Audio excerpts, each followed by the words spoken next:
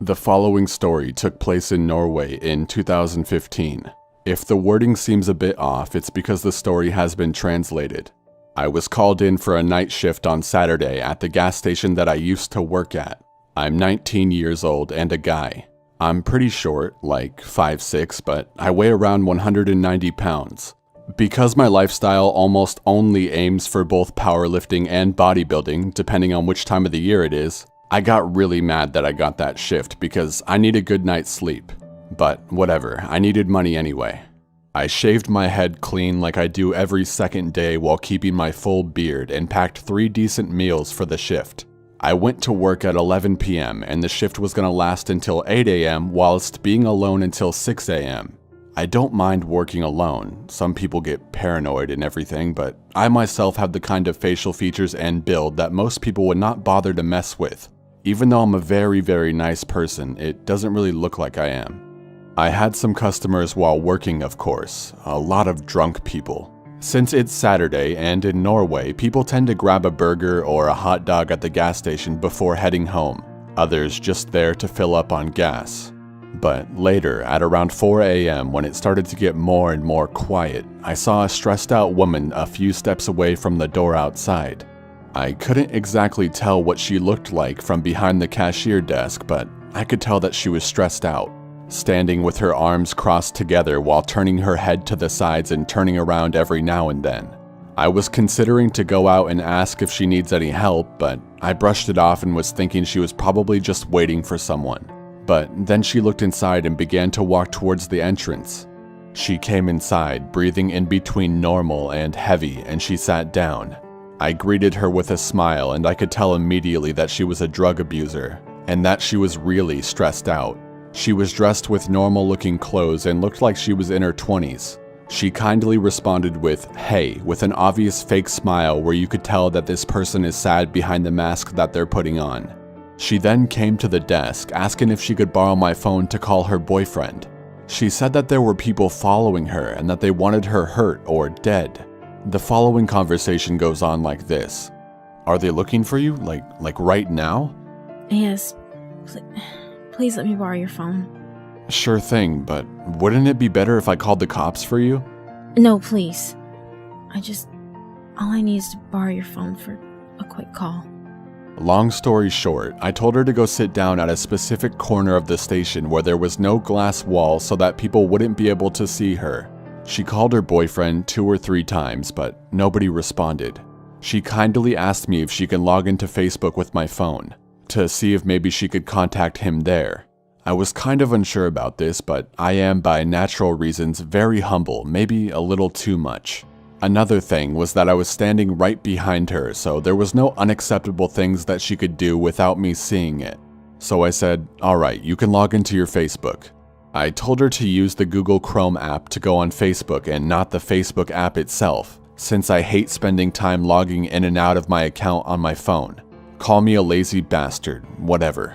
She logged in, and long story short, no response on there either.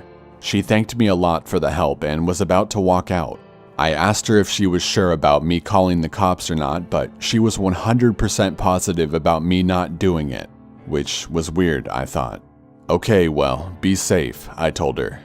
Later on into my shift, I turned my phone on only to find out that she forgot to log out from her Facebook on the Google Chrome app.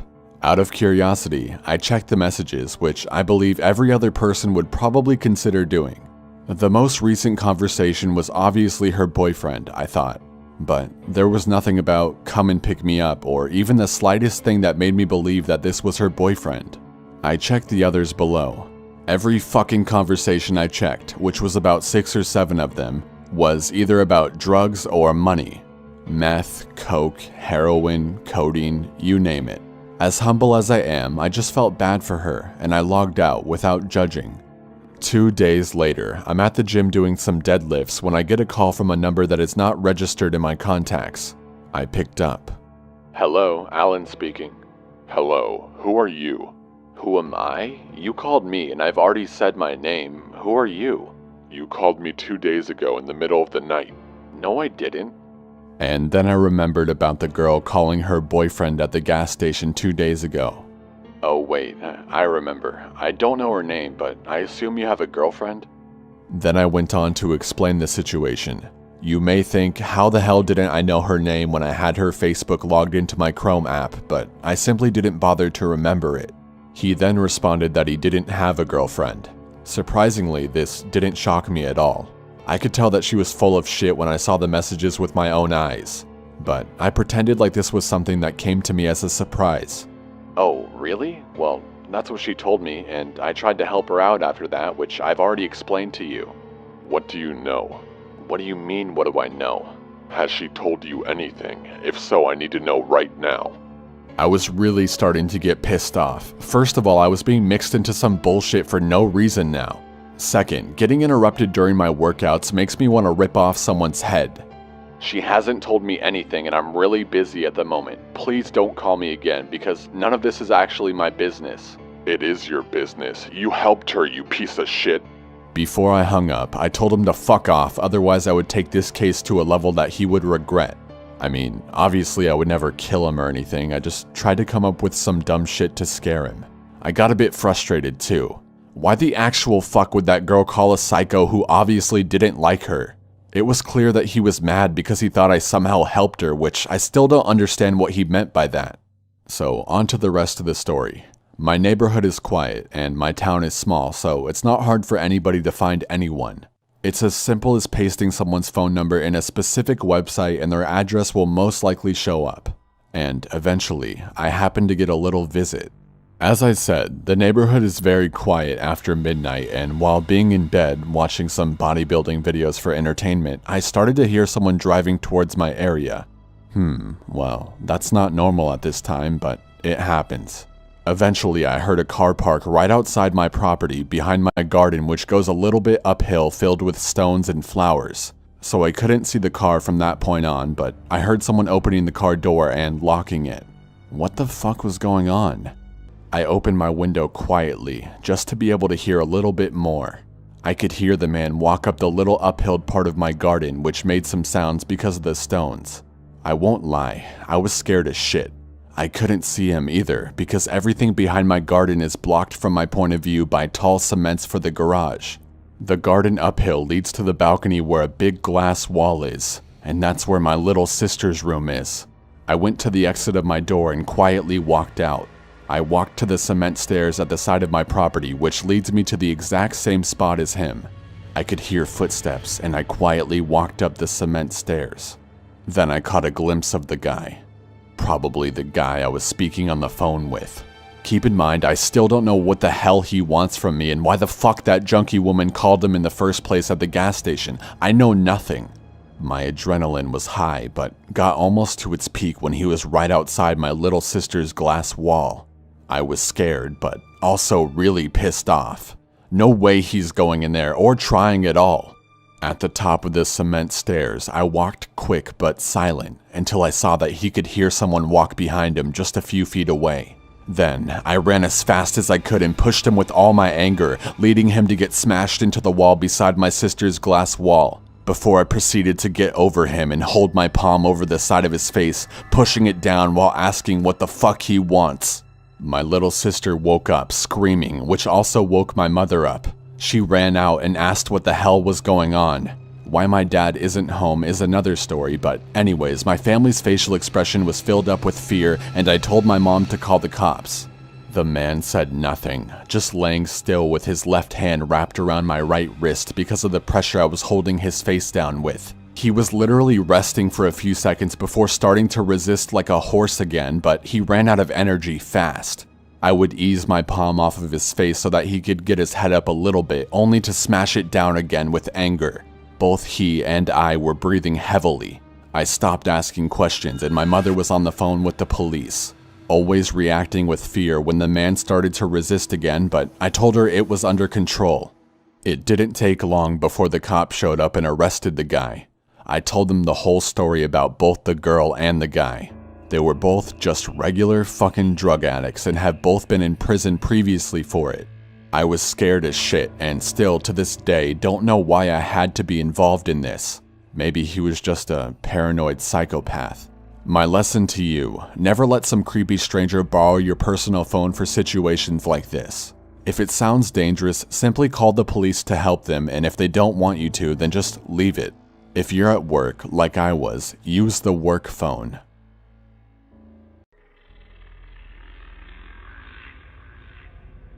My girlfriend and I had driven down a dirt road, an old dirt road, that ran beside a lake on one side, with mountains on the other. We were looking for unexplored territory to hike in. The dirt road became a trail and eventually was swallowed up entirely by the forest. Once the path became impassable by the car, we got out and hiked for quite some time and began making our way back to the car as the sun was going down. It was a challenge getting the car turned around, but I finally managed and we were off. It was slow going as it was a crappy road and getting dark fast. Suddenly we came to a fork in the path that hadn't been visible coming the other way. Neither of us had any idea whether to go right or left, so I just picked randomly, hoping that both would end up taking us back to the main road. As we rounded a small curve in the road, our headlights fell upon a man dragging a large hockey duffel bag off the trail into the woods. As soon as the lights hit him, he just froze completely. Driving past him felt like an eternity because we couldn't have been going more than 5 miles an hour due to the crappy roads. My girlfriend and I didn't say a word to each other until we were well past this guy, at which point we were like, what the hell was that? And then the road just ended. Just like where we had stopped the first time, the forest had swallowed up this part of the road. We were going to have to turn around and drive by the man with the human-sized duffel bag again. I told my girlfriend to buckle up and hold on tight because at the first sign of trouble, I was gunning it. We came to the spot where the man was, and he was nowhere to be seen. We eventually made it to the right path and got the hell out of there. The weirdest thing about it was, there wasn't a vehicle anywhere near this guy for 50 miles in either direction. We would have seen it if there had been. We traveled as far as possible both ways, and there just wasn't a place to pull off on the road. How the hell did he get there? Where was he going? And what was in the bag?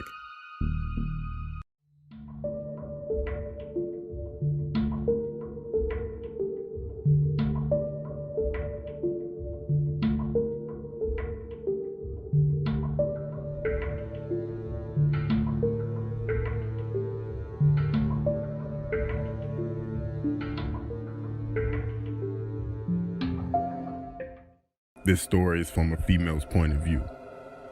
When I was in college, I worked in an Applebee's to make ends meet. I worked there from freshman year to senior year, so I had some regular customers. I had one that tipped me the most, and his name was Larry. Anyways, one day, while at work, I received a friend request on Facebook from a guy that was really attractive. I checked his page out before I accepted it, and it seemed legit, and he was in my city. As soon as I accepted it, he messaged me and said, "Hey, thanks for accepting my request." That was usually code for creep when someone does that, but he was cute. I said no problem, and we continued to converse. Eventually, after a few days chatting, we decided to go on a date. I decided to meet at Chili's on a Friday at 6 p.m. because I don't know this guy, and maybe he's crazy. I arrived at the restaurant before him, and I messaged him to let him know that our table was under my name, and he said okay. After about 20 minutes, I messaged him back, but he didn't reply until 20 minutes later telling me that he wasn't going to make it. I was pissed, but I ordered and ate my food. I left and I drove home. When I got to my apartment, I walked up the stairs to get to my apartment and I hear something behind me. I get to my door, turn to my left, and I see a man standing at the bottom of the stairs looking at me. I look closer and I see that it's Larry, my customer at work. I frantically asked him, "What is he doing here?" And he told me it's okay. Always make sure you make it home safe. Then he said, "Sorry I couldn't make it to the date." I said, "What?" I tried unlocking my door, but I dropped my keys, and he started running up the stairs yelling, "It's not what you think." I grabbed the keys, unlocked the door, and ran inside, closing my door behind me. He started banging on my door, telling me he was my best customer and he deserved me. I called the cops, and they caught him outside in my car, just sitting there calmly. After that, I deleted all of my social media and dating apps. Then I quit my job at Applebee's. Ever since that experience, I'm very paranoid of people's intentions, and I always carry a pistol.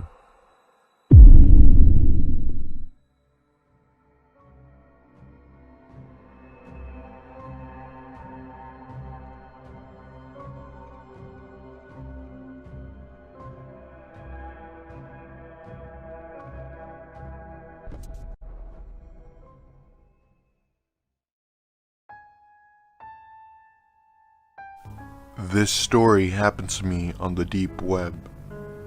The deep web is basically the hidden internet that contains dark content, such as drugs, pedophiles, hitmen, and torture.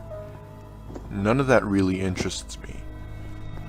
The only reason why I was on the deep web was to look for government secrets and stuff like that. After looking for links that had to do with that type of stuff, I eventually got bored and decided to find other things on the deep web. I had a VPN on, so if I ever came across something illegal, I wouldn't get caught. I then came across a link that led me to a site. It was called the Devil's Chamber. It gave a description of the website. Basically, it was a snuff film, aka torture and murder films. There was a black video box with a play button.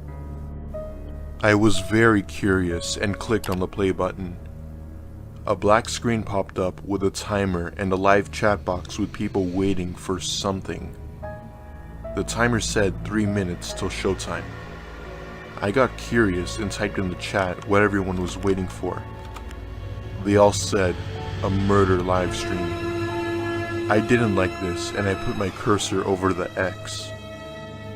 But as soon as I was gonna click out, text appeared on the black screen that said, "It's showtime."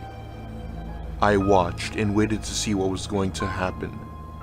Just then, a screen appeared with a woman tied to a chair in a dimly lit room with a door. Then, someone with a mask appeared on screen as well. The person in the mask stared at the camera and said, "It's time for pain."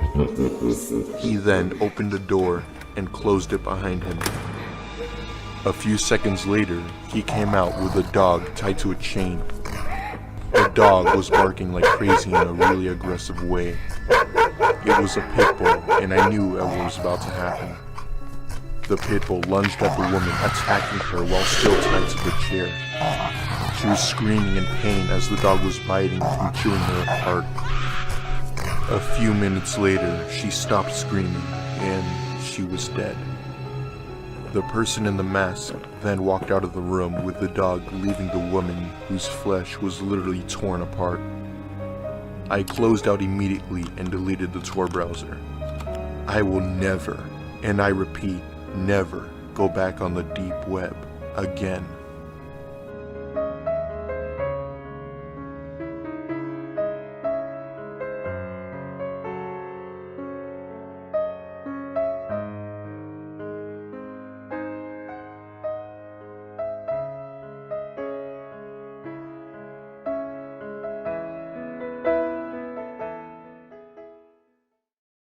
I had 3 really good friends, and their names were Kevin, Ryan, and Tommy. Every summer our parents would take us on a vacation. We always stayed in a remote cabin in the forest of Minnesota. The cabin was located on a large island in the middle of Lake Vermilion. Eventually, when we were old enough, our parents let us go to the cabin on our own for the first time. When we got there, we parked the car on the gravel road beside the lake. Then we had to take a boat across the lake, about half a mile to reach the cabin. There were a few other cabins on the island, but they were all at least half a mile away. The cabin was quite small and only had a kitchen, a bathroom, and 2 bedrooms. At night, it was pitch black. There were no streetlights for miles, and the only light came from the moon. There were no curtains on the windows, so when you were sleeping at night, you could see the moon shining down on the trees and the lake outside. On the third night of our trip, we set up a campfire by the edge of the lake. The moon was full and a pale white glow was shimmering across the lake. We were gazing up at the stars when all of a sudden we heard a splashing sound, as if something was moving about in the water. Ryan suddenly stood up and pointed, saying, "What the hell is that?" We all looked in the direction he was pointing, peering into the darkness. After a while, I could make out he was pointing at. I'll never forget the feeling of terror that came over me. The hair on the back of my neck stood up, and goosebumps appeared on my arms. I was paralyzed in fear. Out in the middle of the lake, there was a woman's head. It was just floating there on the surface of the water, staring directly at us. She had pale white skin and long black hair. Her hair was matted to her face. The rest of her was submerged or not even there. We tried to tell ourselves that it was just a loon. They are black and white birds that hunt at night, diving deep into the water. It didn't look like a loon, but that's what we tried to convince ourselves it was. We threw some more wood on the fire and tried to forget about it, but it still gave me the creeps. About an hour later, I had to go to the toilet, so I walked down to the edge of the dock and peed into the lake. Looking out over the moonlit lake, I noticed the thing was still there, but now it was much closer. It still looked like the woman's head, and it still seemed to be staring right at me. Its face was still extremely pale, as if it hadn't been out in the sun for years, and I could easily make out some facial features, the eyes and the nose. A feeling of incredible unease came over me as I realized it couldn't be a loon. There was no way a loon could just tread water for that long. There were no ripples around it either. It wasn't moving at all. It was just standing there, stiff as a board, submerged in the water. I immediately zipped up my pants and ran back up to the dock to where my friends were, sitting around the campfire. I told them what I'd seen, but none of them dared to go down to the dock to take a closer look. We tried to tell ourselves it was just a log or a tree branch, just floating out in the water. I could tell everyone else felt uneasy too. None of us really believed that. We went back into the cabin and we shut the door, locking it behind us. It was very late and we just needed sleep. None of us mentioned a thing in the lake. We were all trying to avoid talking about it, honestly. There were no curtains on the windows, and I was getting ready for bed. I couldn't help but taking one last look. Peering out of the window, I could see the lake clearly, illuminated by the full moon. But the thing wasn't there anymore. It had completely vanished. I let out a sigh of relief, thinking it was a log that just floated away, or else it sank below the surface. Or perhaps it had been a loon, and it finally flown away. It was very hot that night, and we had to sleep with the windows open. My friend Tommy and I slept in one bedroom, and my two other friends slept in the other. We left our bedroom doors open. I was finding it hard to sleep, very, very hard. It was the middle of the summer and there wasn't even a slight breeze. The heat was stifling. As I lay there, I thought I could hear someone walking around outside the cabin. I kept my eyes tightly shut and tried to tell myself it was just my imagination. It sounded like someone with bare, wet feet, pacing back and forth. I was trembling with fear, but I felt so weak I couldn't move. The footsteps, they sounded like they were walking up the steps to the cabin door. I wanted to shout out to my friends, but I was frozen in terror. Then the footsteps turned around and sounded like they were running down the steps and toward the lake. After a while, the footsteps faded away. I reached over and shook my friend Tommy. He was already awake and he claimed he had heard the footsteps as well. Just then, I was startled to see Ryan coming running into our room. When he stepped into the moonlight, I could see his face and the expression on it was very, very disturbing. He told us, "We need to leave." I asked why. "What did you hear?" He said, "Let's just go," he insisted. "Let's get to the boat and it's time to go." He wouldn't answer. He just ran back into his room. We followed him and found Kevin sitting on his bed, already packing up his things. Ryan was running around frantically grabbing his stuff and stuffing it into a bag. "What's wrong?" I demanded. "Ryan, what the hell is wrong with you? Tell us." He just stopped in his tracks and stared at me. There was a haunted look in his eyes. I would never forget what he said. He told us he was turning over in his bed to get more comfortable when he suddenly saw at the top right corner of his window someone was peeking in. As soon as he set his eyes on it, the face vanished. He said all he saw was long black hair hanging down the window, ghostly white skin, and one large eye staring at him. When he said that, it chilled us to the bone. We realized that if the face was in the top right corner of the window, that meant the thing had to be damn near 8 feet tall, or else floating in midair. I felt like I was going to be sick. "Let's just go," Ryan said in a very serious tone. "Let's just go now." We all agreed and packed our stuff up as quickly as we could. We grabbed our bags and ran out of the cabin, locking the door behind us. As we scrambled down the front steps, I glanced to the side and I saw footprints, bare, wet footprints, in the dirt all around the cabin. We ran down to the boat and threw our stuff in. We untied the boat from the dock and we sped off.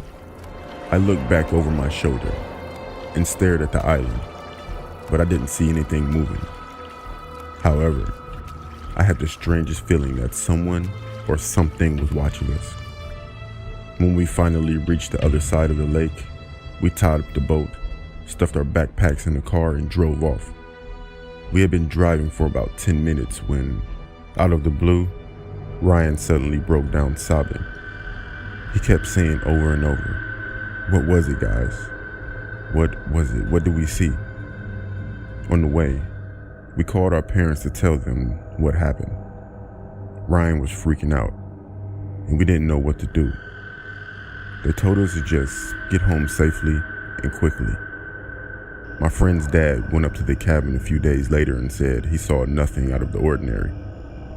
However, he did mention that there were bare, wet footprints all around the cabin, which he thought was odd. Whatever Ryan saw in the window really hit him hard. After his breakdown, he had trouble sleeping and ended up having to go into therapy.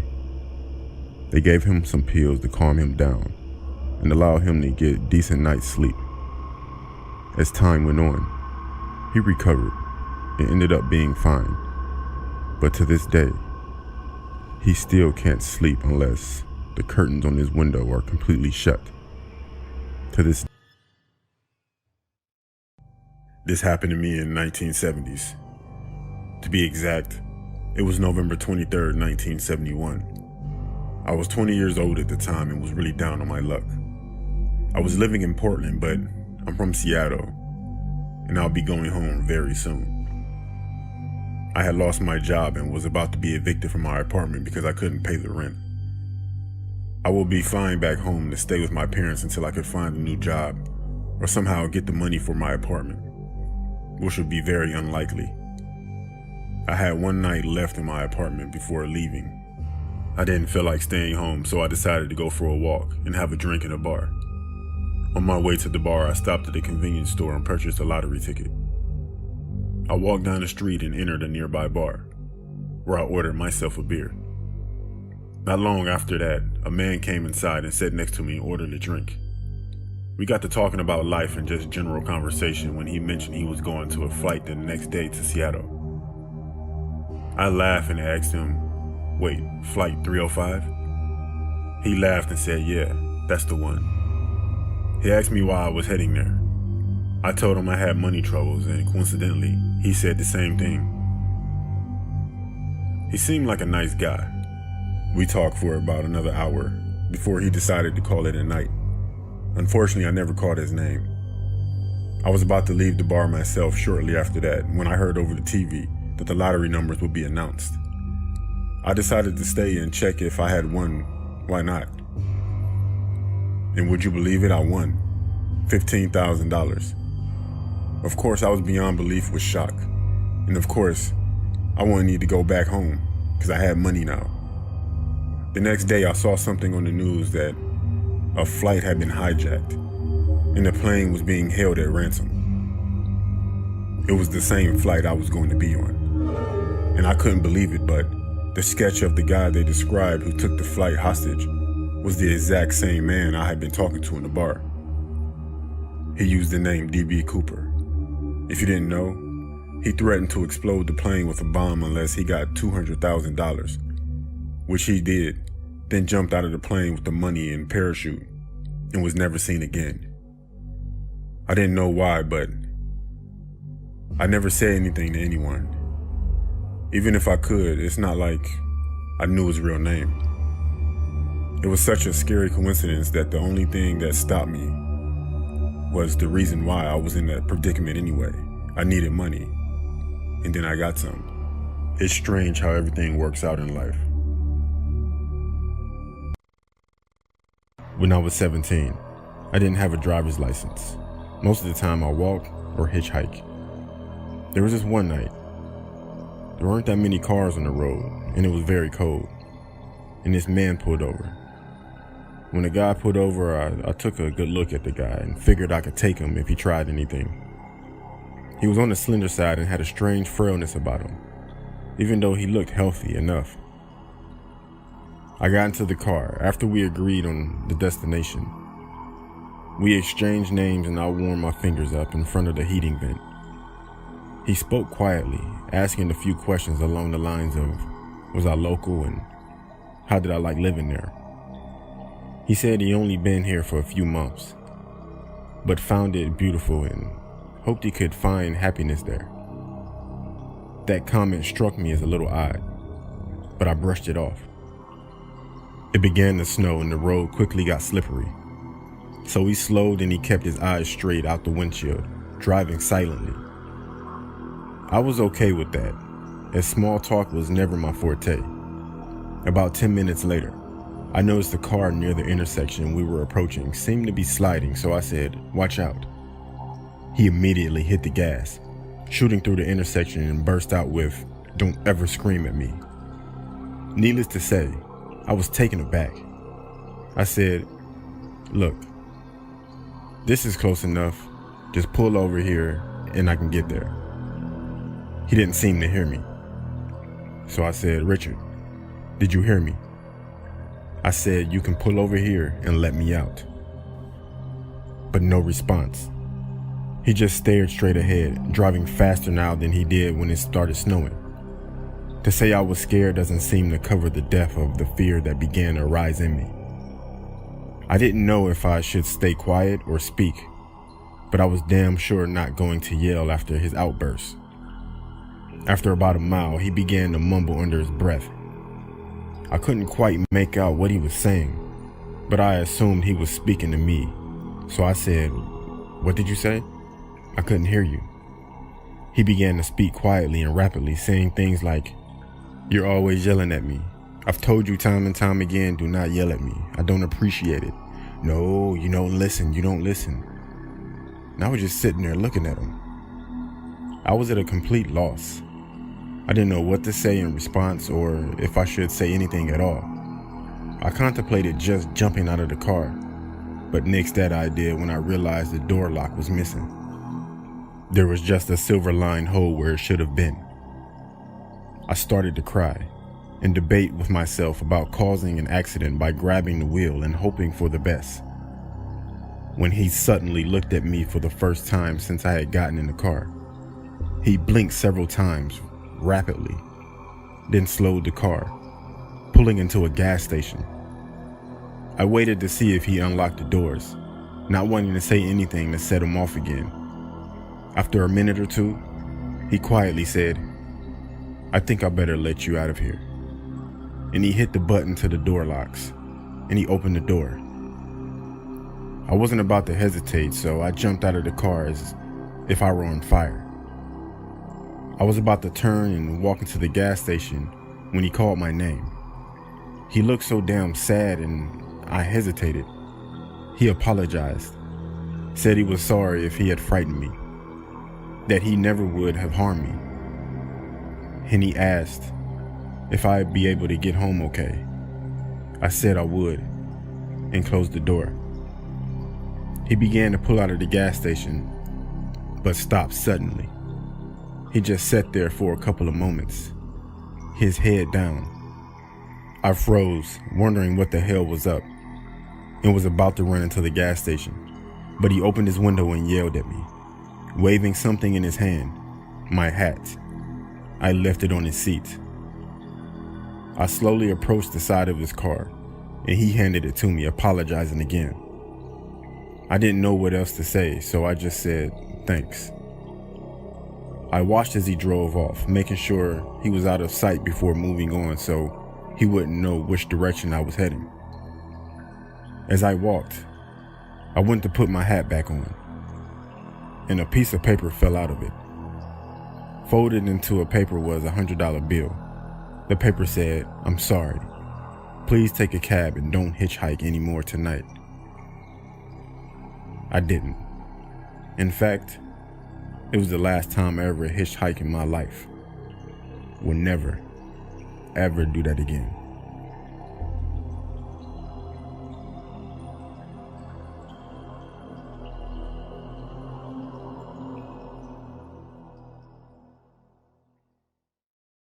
One evening when I was in my junior year of high school, my mom and dad went out, leaving me home alone.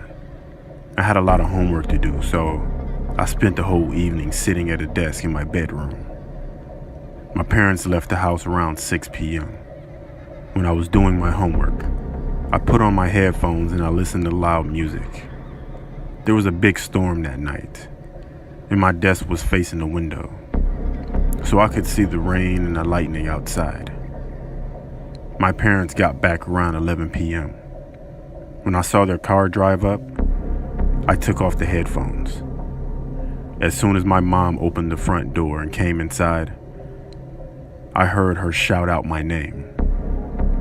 "What on earth happened in here?" she demanded in an angry voice. Confused, I ran downstairs. My mom was standing in the hallway with a furious look on her face. She pointed at the floor and yelled, "Was this you?" I looked down and I saw that the carpet was covered in muddy footprints. "I have no idea how those got there," I said. "I spent the whole night at my desk doing my homework." I watched as the look on her face changed from anger to confusion, and then to fear. We both realized at the same time that someone else must have been in the house. We followed the trail of footprints, trying to make sense of the whole situation. They started at the back door, which we usually left unlocked. Then we noticed something else. The footprints started at the back door, but there was no trail of footprints leaving through the back door.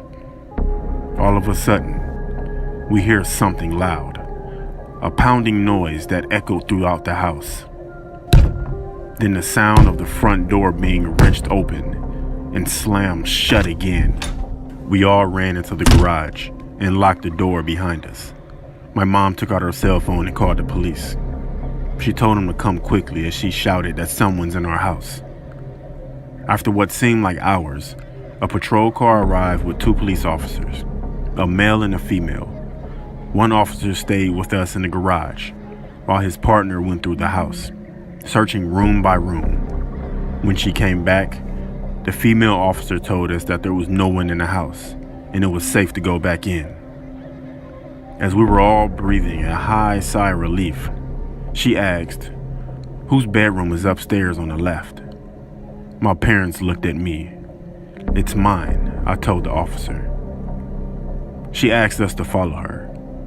As we walked through the house, we could see the trail of muddy footprints leading from the back door, through the living room, through the hallway, up the stairs, into my parents' bedroom, then towards my room. They stopped at my doorway.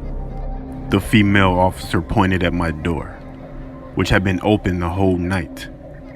Scrawled on it in black marker was the following: 8:47, I see you. 8:53, you forgot to lock the back door. 8:59, you seem focused. 9:24, turn around. 9:47, look at me. 10:15, look at me. 10:37, look at me. 10:49, look at me. For more than 2 hours, someone had been standing in my doorway, watching me. To this day, I still shudder to think what would have happened if I had just turned around.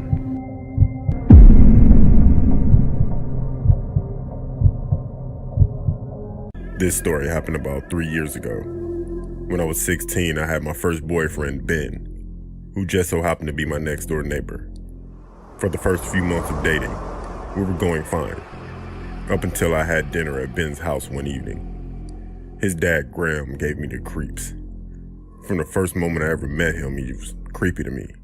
He shook my hand tightly and had a big grin on his face with his big bulging eyes.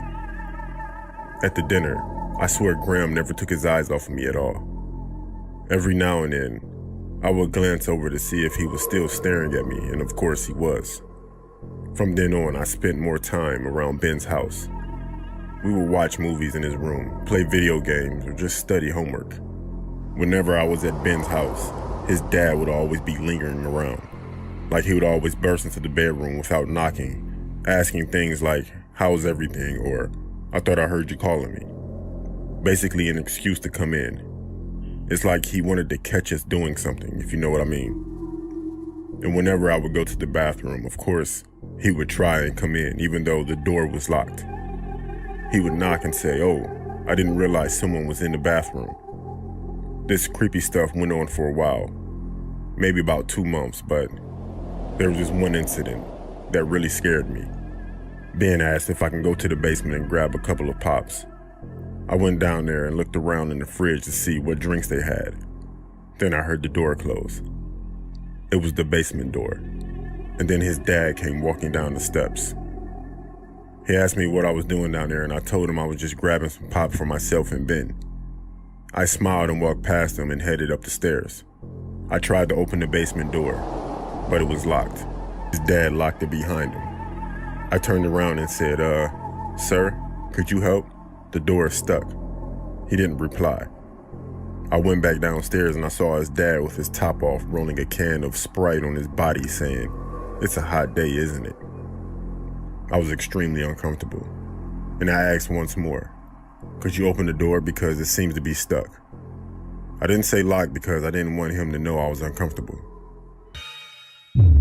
I could hear him really close, breathing in through his nose. As soon as I got the key, I walked up the stairs to open the basement door. I just left at that point, and I went home and cried in my bedroom. I never told anyone this story, and I broke up with Ben shortly after this incident. We lived there for 2 more years after that, until we moved away. Every now and then, I would see his dad in his garden or something, and he would always give me that same creepy smile like he did in the basement. My name is Chris, and this story happened to me last year when I was traveling with my dad across the United States. We were traveling in our RV. We were visiting Nevada.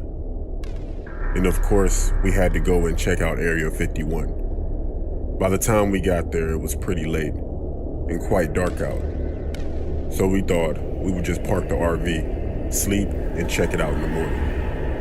That night, I think around 1 a.m. my dad was asleep, and I was playing some games on my iPad when I heard some footsteps outside our RV. I took one of my earplugs out so I could listen better, and it sounded like someone was slowly pacing. I took a subtle peek through our blinds. It was pitch black, but you could kind of see something moving. I woke my dad up, telling him someone is out there. He took a look out the window and then told me to get a flashlight. I asked him, "You're not going out there, are you?" In a concerned voice, of course. But my dad said, "We have to see what it is." Nervously, we both went outside. We shined our light towards the figure.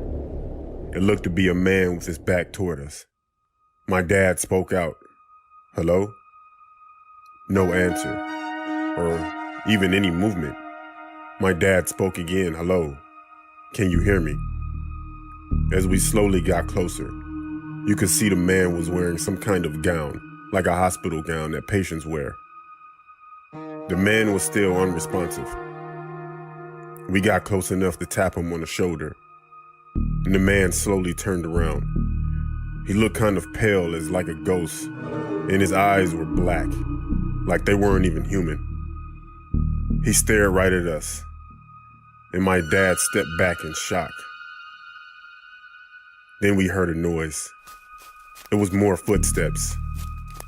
My dad shined his light in a direction, and what was right in front of us were more men in patient gowns, black eyes, looking right at us.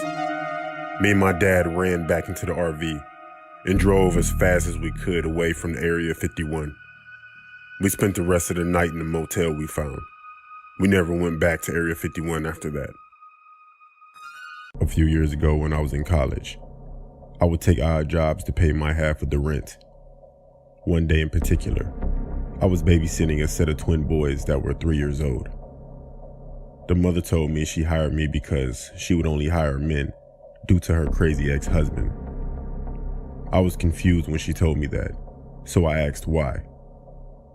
She showed me a picture of him and said not to answer the door for him, don't let him in, and to not let him see the kids. I just said okay. I thought she was being dramatic, but I went along with it. After she left, the kids seemed harmless, so I told my girlfriend to come over. After that, there was a knock at the door. I figured it was her, so I opened the door. It was the ex-husband. This guy looked a lot scarier in real life than he did in the pictures. He towered over me with tattoos everywhere, including his neck, a bald head, and gold teeth. He asked to see his kids. I didn't know what to do, so I just told him, hold on, and I closed the door. I really didn't know what to do, so I called the woman and she didn't answer, so I texted her. Still nothing. Eventually, he started knocking on the door some more, but I would talk through the door, letting him know that I can't let him in, nor could I let the children out to see him due to the mother's request. He didn't like that too much. I stopped talking, then the knocking stopped, and the man said, okay. But it was an okay that sounded like he was going to get me back for not letting him in. I look outside and I see that he pulled off. I didn't call the police because he left. So my girlfriend texted me and it said she'll be there in 2 minutes. Then a few minutes go by and she isn't there yet. Then I see one of the twins looking out the window and he says, there's Daddy. I look out the window and I saw the most disturbing thing you could think of. The man was on top of my girlfriend, stabbing her repeatedly in the side of her head with a screwdriver. Her body was shaking, but she wasn't making any noise. And there was blood everywhere, all over her head, face, ground, and that man.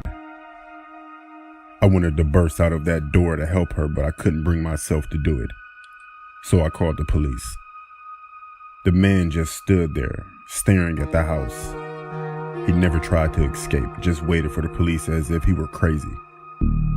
The twins' mother and the cop showed up at the same time, and she was hysterical, going between Spanish and English while crying.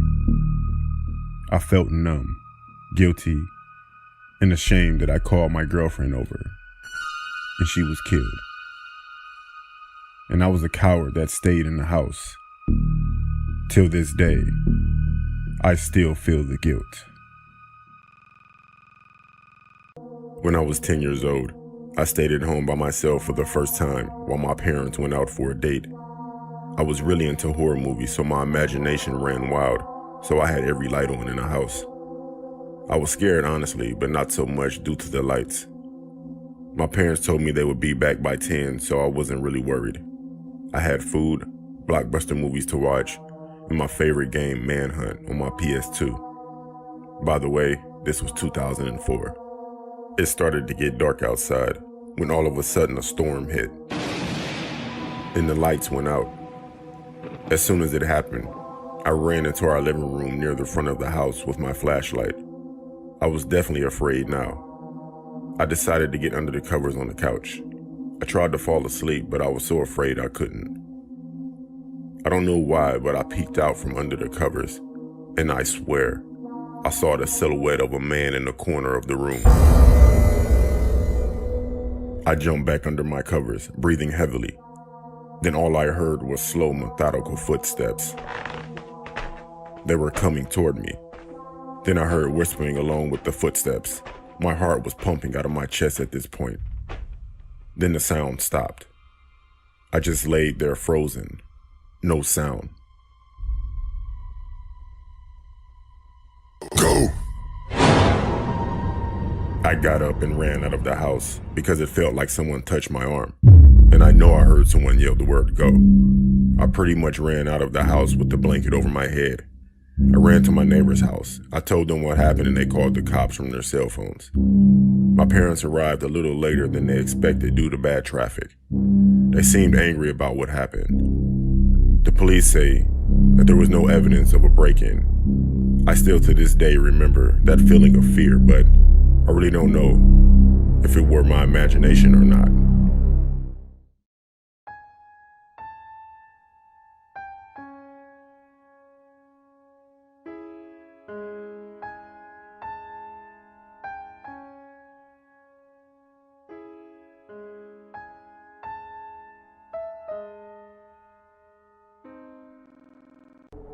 About a year ago in my final semester in college, I worked at a department store in the mall.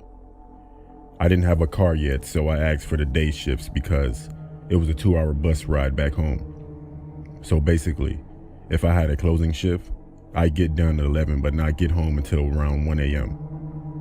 But sometimes I'd be given a closing shift, much to my annoyance since I had class at 6 a.m. And my mother worries about me because who wants their kid on public transportation at night? My managers, being the jerks that they were, gave me a week of closing shifts, knowing my situation. I was pissed, but whatever. So one night, I had just finished my shift and I got on the bus. I sat in the middle of the bus. It was minding my own business with my earbuds in. I usually did that because I didn't like people talking to me, so I made it look like I was listening to music. And I occupied myself by playing a crossword puzzle on my phone. About 5 seats behind me, I hear these guys speaking Spanish. Now, my mother is Dominican, but people never know that I am, so while I understand a fair bit of Spanish, I don't speak it. So I hear them talking, but I don't pay any attention because it's rude to eavesdrop. All until they say, "That kid in front of us." Then my ears perk up. I keep my earbuds in so that they think I can't hear them. And I continue to listen. What they're saying is horrific. To paraphrase it, they knew my stop because they've been watching me for this week. And to put it simply, they were planning on snatching me. I heard them say that I'll disappear like the others. I was about 20 minutes away from home, so I knew I had to act quickly. Since I knew they could see me, there were 5 seats behind me, but like a cross, if that makes sense. I pretended to play on my phone, oblivious while I was actually texting my mom. Then all of a sudden, one of the guys moved 3 seats ahead of me, and the other one moved about 3 seats behind me. And we're the last ones on the bus. I text my mom, "Can you please meet me at the bus stop?" 5 minutes go by, no answer. We're getting closer to my stop, so I decided to call her cell. No answer. I call the house phone and she finally answers. At this point, it's about 12:30 a.m., so she was asleep. I try to talk as calmly as I can. This was our conversation. "Hey, Mom, did you get my text?" No. What's up?" "Oh, I sent you a picture of these jeans I'm gonna order online when I get home. I really need your opinion, so I really need you to look, since the sale ends at 1 a.m. She gets the hint that I need her to look at her cell phone, so I say goodbye and I hope for the best. I tied my Adidas very tight. We get to my stop and I see my mom's car. I stand up. Then the man in front of me stands up. Then the guy behind me stands up. I snatch my stuff and I sprint to the door and I got off the bus, with both men behind me, both yelling at each other to grab me. I didn't even look behind me. My mom sees the whole thing and jumps out of the car. I yell at her to get back in the car because they couldn't catch me, a hard ass. I jump in the car and I tell my mom, "Just go." I look in the rear view and I see the guy staring at the car. The next morning, I called my job and I tell them that I quit. No more public transportation for me. Thanks to my mom for teaching me Spanish, and thanks to my mom for getting the hint. It was about 3 in the morning and I was on my way to my job at my local McDonald's to open with one of my favorite managers there with me. She told me to text her when I got there so that she could let me inside. Once I pulled in, I noticed a man standing outside of his car in the farthest corner of the parking lot. He was shooting me this sort of menacing stare. Let me point out that it's completely pouring outside. I was really confused as to why this guy wasn't just sitting in his car. I then parked and texted my manager to let me inside. Seconds later, I noticed her at the door opening it for me. Upon walking up to her, I say my usual good morning. I was stopped mid-sentence by her rushing me inside and saying, "Did you see that guy outside?" I told her yes, and she proceeded to help me refill sauces, napkins, and things like that.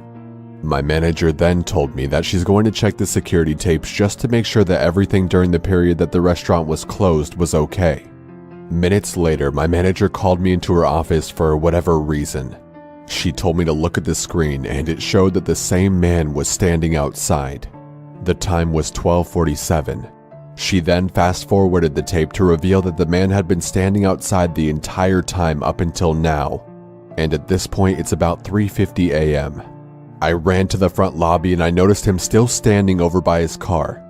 I figured or was hoping that he was probably just on something and he was waiting for us to open so that maybe he could get breakfast. I resumed filling sauces again and making sure everything was in working order, until I was abruptly interrupted by banging at the front door. I walked over and noticed a figure right outside the front door. It was the man. I yelled that we were closed and that he would have to come back later. That didn't seem to faze him as he continued to bang on the door. I walked away, figuring that he was just being an asshole, when suddenly I heard a loud crash. I ran to the lobby to see the glass door broken and the man beginning to step inside. I yelled for my manager and told her that we needed to leave through the back door, and we did just that. We booked it to our cars and both called the cops. They arrived in about 15 minutes and came outside the restaurant with a dirty-looking man in cuffs. They said he was hiding in the back janitor's closet with a large knife in his hand. So that's my story, and also the reason I'm never working early mornings again.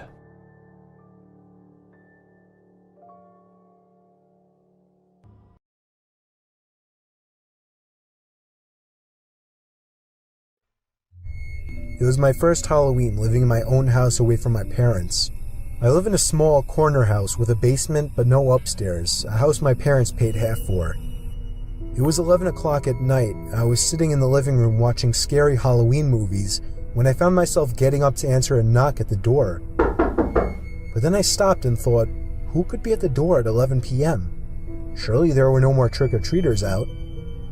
I had a pretty good feeling it was a late-night Halloween ding-dong ditcher, so I gave it a second, then I shot a glance to the porch through the window. They were gone already. Yup, ding-dong ditchers. I sat back down not thinking twice about it, and again, knocking at the front door. "Get lost," I yelled. I was not in the mood for punky kids. They ignored my demands and started pounding now, not just knocking. I was pissed now.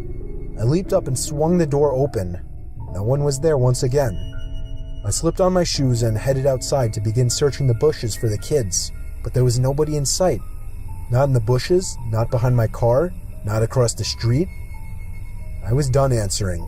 I didn't want to feed into their fun anymore, so I went back inside, double-locked the door, and went to my bedroom, also locking that door, just to feel safer, I guess.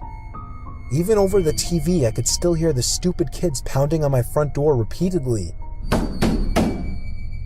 I was so close to calling the cops to get them away, but that would undoubtedly lead to my house being egged or TP'd. The pounding continued for an uncomfortably long time, more than half an hour.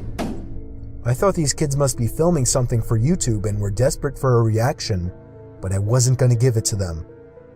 At some point I dozed off with the TV on, only to wake up to the knocking again. I looked at the clock. It was 2 in the fucking morning. How could those kids still be at it, I thought. I turned the TV off and sat up with my ears open.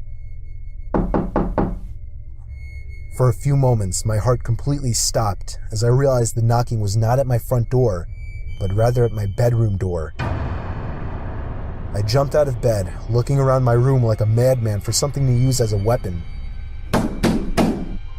They knew I was awake now. They were trying the doorknob, trying to bust down the door. These weren't any kids. By some miracle, I came up with an idea. It was a long shot, but it was all I could think of. I turned on the receiver to my speaker system, plugged in my iPhone, brought up the YouTube app, typed in 45 gunshot sound effect, turned on the volume and pressed play. The sound of a gunshot echoed out of the speakers. It sounded real enough. I paused the video after the first shot and yelled, "That was a warning shot. Leave now or I won't hesitate to shoot you in the head."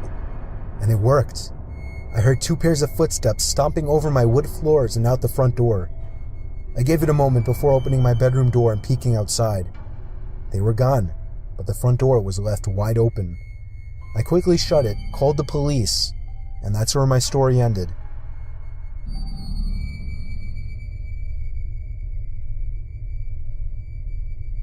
To add a bit of backstory, I was an active duty Marine a year prior to this story happening. Granted, we're trained to take lives and deploy to other countries to fight.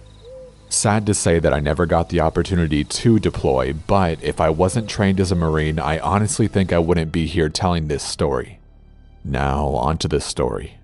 This story took place last year on a cool summer night here in Arizona. I just got off from work and took a coworker home from a late night dinner after the shift. I passed by a gas station after I dropped her off. I was working 2 jobs at the time, so it was already late, around 2 a.m. I knew an energy drink would help me wake up tomorrow morning for my next job.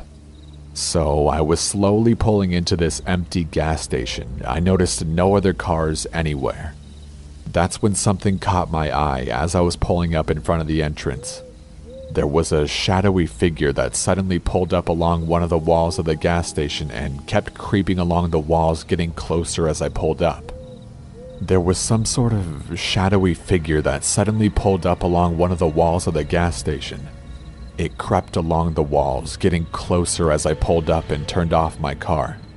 But at the time I couldn't care less because I was tired and I figured he was just a drunk and about to ask for change or something like that. I saw the outline of his face as he pulled away from the shadows. He opened his mouth to say something, but before he could say anything, I cut him off and said, "Hey, I'll be right back, sir." He just kinda stood there and stared at me as I walked into the gas station.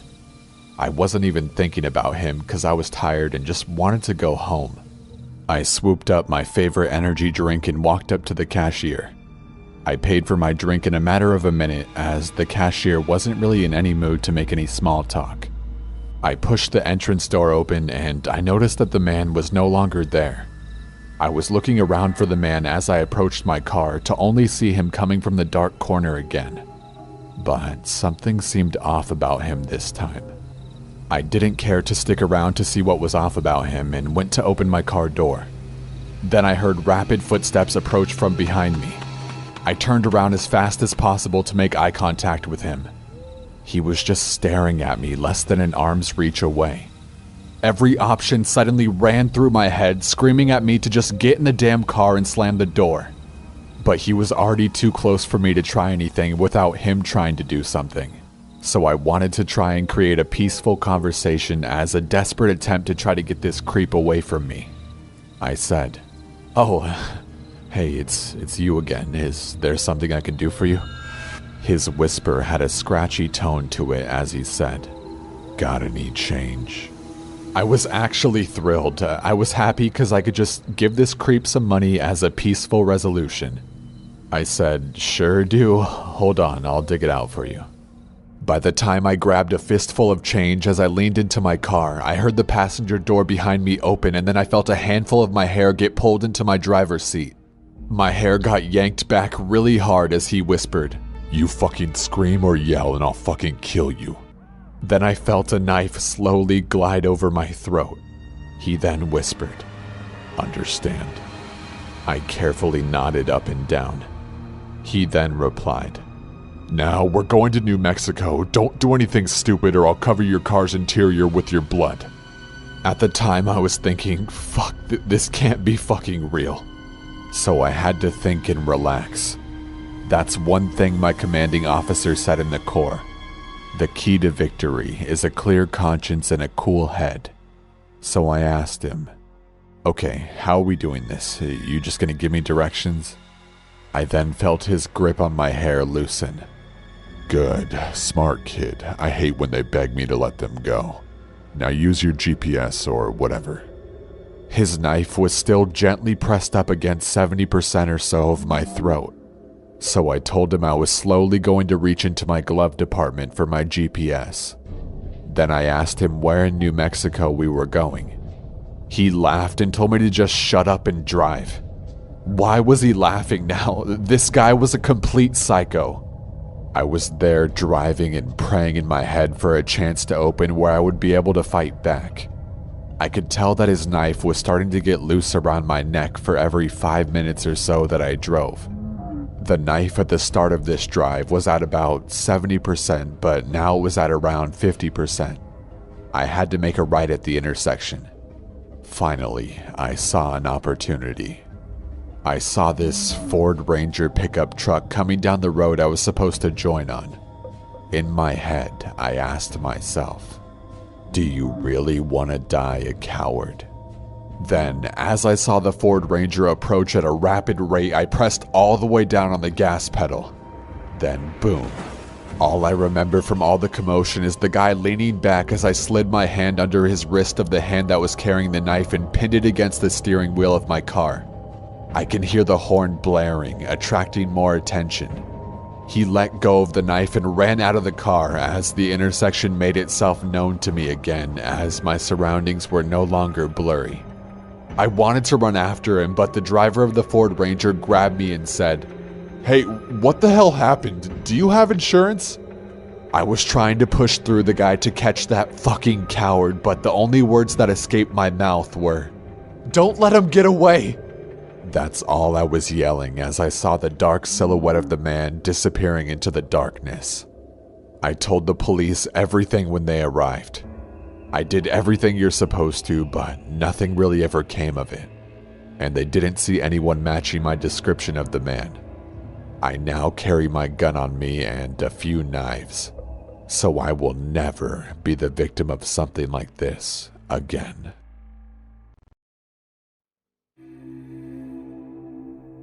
Years ago when I was in 2nd grade, I'm 22 now, my parents one morning finally felt confident in allowing me to stay home from school by myself and stay home without a babysitter until they came home. That morning my father gave me a house key, showed me the emergency numbers in the yellow book, and gave me instructions on what to do if stupid things happen like the house catching on fire. After school that day I came home, put the key in the door and walked into my house. I felt free, and I felt privileged that I was finally a big boy and that I could now be on my own at home. Needless to say, I kinda got caught up in the moment and ate tons of ice cream while watching Terminator on VHS, since my parents would never let us watch anything other than PG-13. Around 5 that day, I heard the doorbell ring. My dad told me to never answer the door by myself, even if they were home. I walked to our family room where I could get a good view of who was out there. Maybe my dad was just getting a package or something. He did always enjoy ordering things online. I saw a middle-aged man standing in a dark blue jacket that I've never seen before. He rang the doorbell again, and I expected him to leave after no one answered.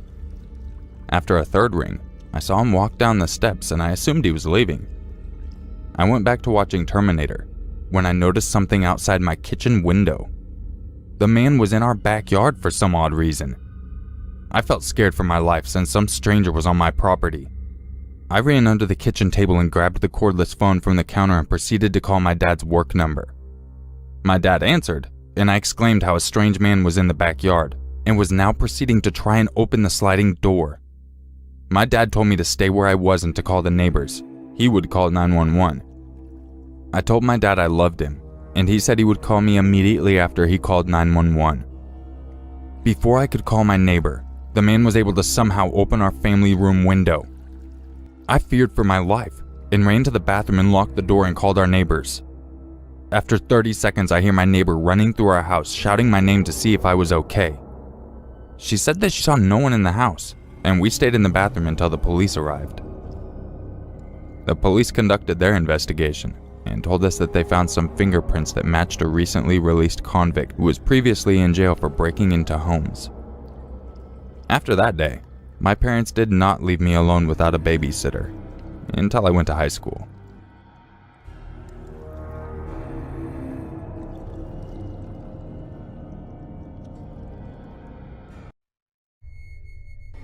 Back in 2008, Cloverfield was one of the biggest movies of the year, and I desperately wanted to see it. Most of my friends had already gone to see it, which upset me given that I didn't want to be seen going to the movie theater alone. However, I didn't have work or school on Thursdays, so on Wednesday night, I figured I could get away with going alone to one of the small theaters nearby with a screening of the film at 9:30, since I knew it would be quiet. Well, I showed up, bought a ticket, and immediately realized the entire building was dead. I entered the theater, and much to my surprise, there was not a single person in there. There were 2 large sections of seats in the theater.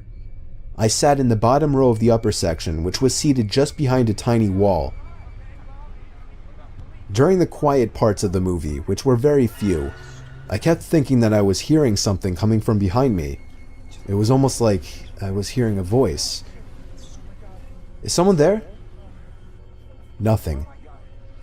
I felt like the sounds were just getting louder and closer, but I kept turning around and didn't see anyone.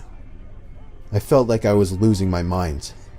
Eventually, the sounds became so loud that it was evident it was a crazed whispering. I was about to nope the fuck out of there, but when I got up and took one last look behind me, a figure popped up quickly from behind the seats just 2 rows up from me, arms flat to their sides and just facing me like a stiff statue. I ran like there was no tomorrow back to the lobby, where I saw nobody, not a single employee. I kept running to the car, took a few seconds to catch my breath once inside, and drove back home. I tried calling the theater that same night. I never got anyone to answer. I didn't bother the next day, and I just tried to let it go. It still freaks me out beyond imagination to this day.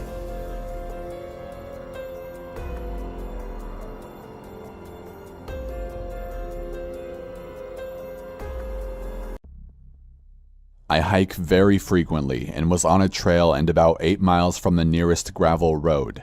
It was just me and my dog.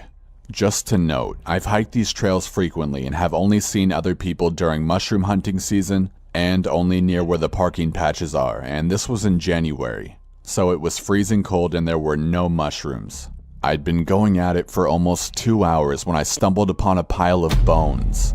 Large bones, bigger than human, maybe a cow, maybe buffalo, maybe horse. They were completely clean and sun-bleached. No flesh, no fur. I find deer remains all the time. They always have fur on their legs. This means someone or something cleaned them, or their old bones. The scary part is that they were neatly arranged into a pyramid shape, all leaning on each other like a teepee. I was just on this trail the week before and there had been no bones. There had also not been a giant dead animal, and there wouldn't have been any rotting happening because it was 20 Fahrenheit. I stared at them for a while, then turned around and spotted more peculiarities. The tree behind me had several bones strung up and hung in the tree by the trail marks. They swayed in the wind and kinda clunked gently like morbid wind chimes. So this means it had to have been somebody and not some weird raccoons or something. I start to panic because does this mean that somebody's watching me? Am I being warned or stalked? I always go on a select few trails and this is one of my most frequented, and never have I seen someone else out this far. The hairs on my neck stand up because I'm sure I'm in the crosshairs of some serial killer who's been stalking me.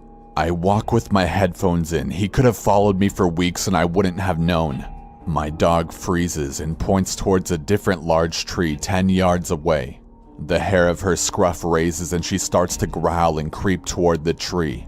I'm panicking. I have nothing other than my hiking stick. My dog barks once. She's 40 pounds, by the way. She's not an attack dog. And she starts sprinting towards the tree. I instinctively crouch down. She reaches the tree and a turkey takes off from the other side, gobbling as it flies away. I can still feel my pulse in my eyes as I watch it fly away. I sigh, pet my dog, and check to make sure I didn't shit myself. I snap a few pictures of the weird bones and make my way back. I still hike through there, and the bones are still there untouched. No way am I touching them. No idea where they came from. Probably some weird old coot trying to scare people. It definitely worked on me.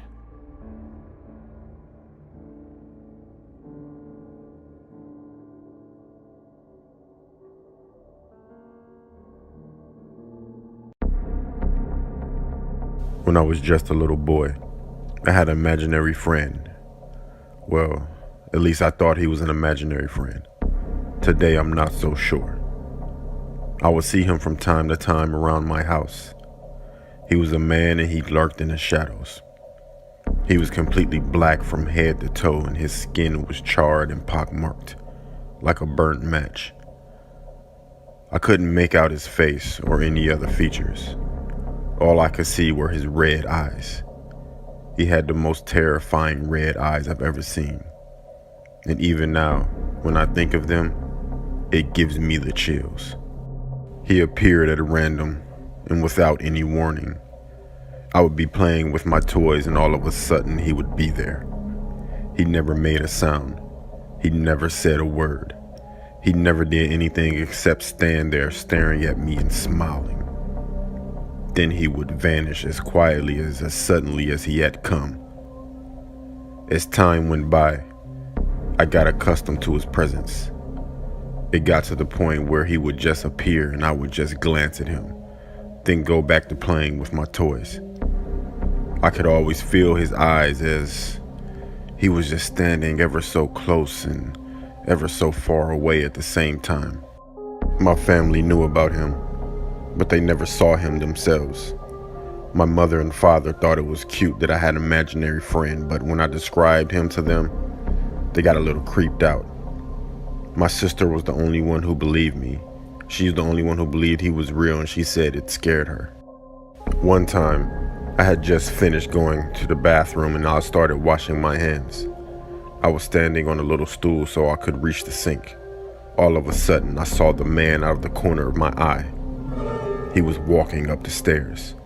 I called my sister and told her the man was here. She came running over, but just when I was about to point out the man, he walked backwards down the stairs until he was out of sight. When she left, he came creeping back up the stairs. I gave up trying to show him to people because he clearly did not want to be seen. Eventually, my parents moved out the house. I remember seeing the man with the red eyes watching us as we were moving and the van pulled away. He didn't follow us, and I didn't see him again after that. I dismissed him as a figment of my childish imagination. Years passed and I forgot about him. Then, one night, when I was 16 years old, I was walking upstairs to my bedroom. It was after midnight. As I was walking down the hallway, something emerged from one of the other bedrooms. It stepped out into the light and I realized, to my horror, that it was the man with red eyes. I stopped in my tracks and I froze. My heart was in my throat. He just stood there staring at me. The red eyes burned bright and he flashed me a malicious smile. Then, still staring at me, he slowly walked across the hallway into my bedroom. If this was a movie, perhaps I would have chased him down and forced him to tell me who or what he was. Perhaps it would have ended in me fighting to the death, but this wasn't a movie.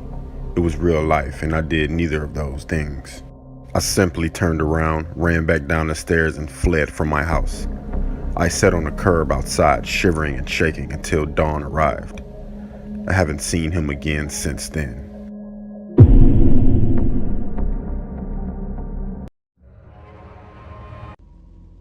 My friend was visiting family in the States. They lived in a rural community in Maine, and one morning she woke up before everyone else and decided to go for a run. After around 30 minutes, she turned back and started noticing a van following a few blocks behind her.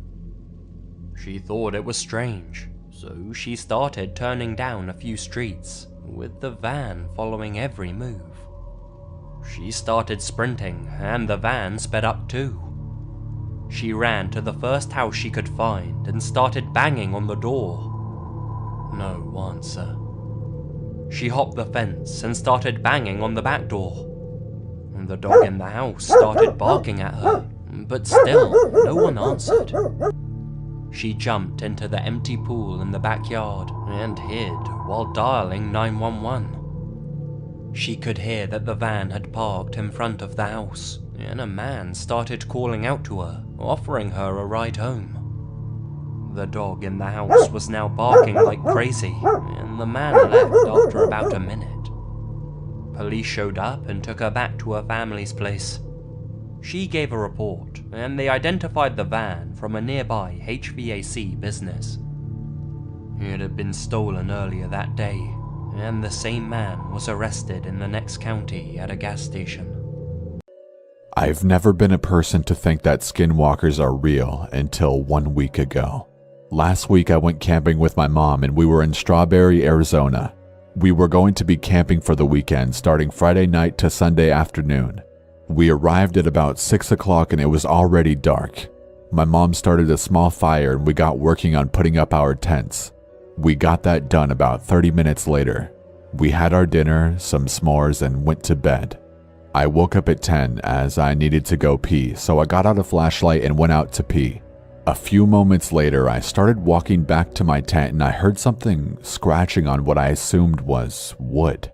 I stopped and I looked around. There was nothing there. I jogged back to my tent and got in. Within a few moments after I got into my tent, I heard the scratching again. It was closer now, way closer. After a minute or two, it went away.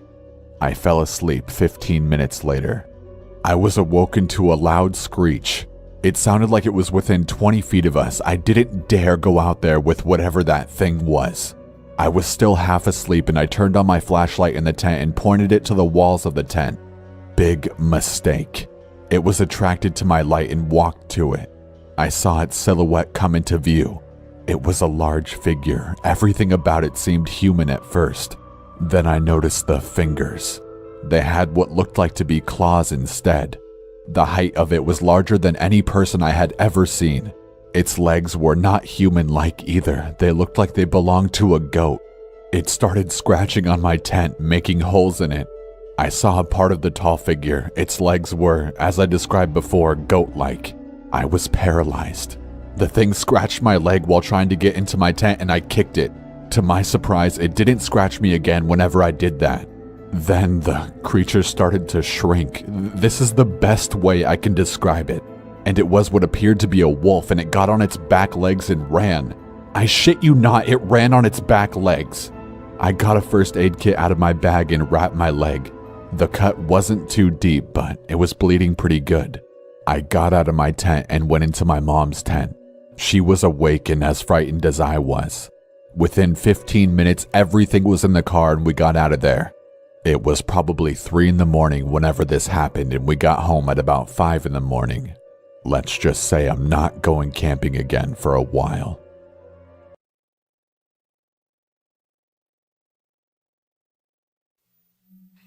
A little backstory first. This happened about 4 years ago. At the time, I was around 8 months pregnant, and so it was very noticeable. It was mid-December, and I was doing a little Christmas shopping at the mall at around 9 PM. I finished up my shopping and headed out of the mall towards my truck. There's a road that goes around the mall, and the parking is on the other side of this road. Therefore, you have to cross the road to get to the parking area. As I'm leaving the store, I happen to notice a man standing in the middle of the road. He looked in my direction and made eye contact. I looked away and kept going. At this time, there are 2 men who walk straight past him and walk into the mall. He never looks at them or says anything to them. He just keeps his eyes on me. I noticed that he started to walk in my direction, but I just keep on strolling towards my vehicle. Then I hear, "Excuse me, can you help me?" Being Southern has its downfalls, and one of those is having it ingrained in you to be polite. I simply just asked him, "What do you need?" He looked around for a moment and said, "Could you help me start my car? I think my battery is dead." Now, I may be Southern, but I'm not that polite, nor am I stupid. Please remember that I am very much pregnant and alone in a dark parking lot. If he was really having car trouble, is it likely that he would have asked a pregnant woman to help rather than those 2 men who walked straight past him? Doubtful.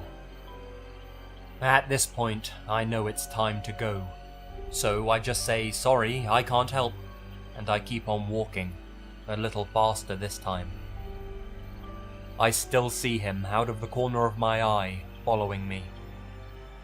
I have my keys out, and I'm ready to go as soon as I get to my truck. He's still coming. "You really aren't gonna help me? I just need a jump." Again, I say, "No, sorry." I finally get to the truck, unlock it, and jump in. He's practically running towards me now. I lock the doors, and I tried to get the key into the ignition, but I was shaking so much at that very moment that the damn key would not fit in. He gets to the truck and hits my window, saying, "I just need your help for a minute." Now I'm starting to get angry, and I yell, "No, get the hell away from me." He grabs the door handle and tries to open my door and screams, "Just open it." Here is where I lost my cool and made a split-second decision. I have my concealed carry license because there have been other reasons I've needed protection that I won't go into here. However, I did have my .38 Special in my console that I do know how to use. When he tried to open my door, my only thought was to protect my unborn child and ran. I know I should have gotten the hell out of Dodge right then and there, but in that moment, I couldn't. All I could do was just sit there, in shock. I was terrified of not only what he might have done to me had I not sensed something was off, but also that I had just threatened to kill someone. Not a situation I ever want to be in again. However, should it happen, I still have that .38, and it's loaded and ready to go.